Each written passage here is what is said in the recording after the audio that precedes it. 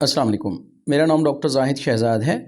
मैं बहावलपुर में urologist, sexologist and public health expert के तौर पे गुज़िश्ता 20 साल से मेडिकल की प्रैक्टिस कर रहा हूँ। बहुत से नौजवान स्टूडेंट्स और मेल मेरे पास आते हैं जो कि अनमेरिड होते हैं या बाज़ औक़ात दूसरे शहरों में काम करते हैं, गैर मुल्क में काम करते हैं, और वो बताते हैं कि डॉक्टर साहब हमें बहुत ज़्यादा एहतलाम होता है, रात को वेट ड्रीम्स आते हैं, नाइट फॉल हो जाता है।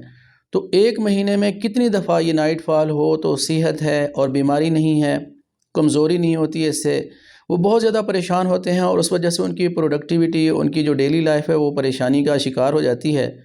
तो मैंने आपको बताना था कि एक महीने के अंदर अगर किसी शख्स को 3 से 4 दफ़ा या 5 दफ़ा इत्लाम हो जाता है या हफ्ते में 1 दफ़ा हो जाता है, ये अनमैरिड लोगों में नॉर्मल है, नेचुरल है, इससे कोई बीमारी नहीं है, कोई इससे कमज़ोरी नहीं आती।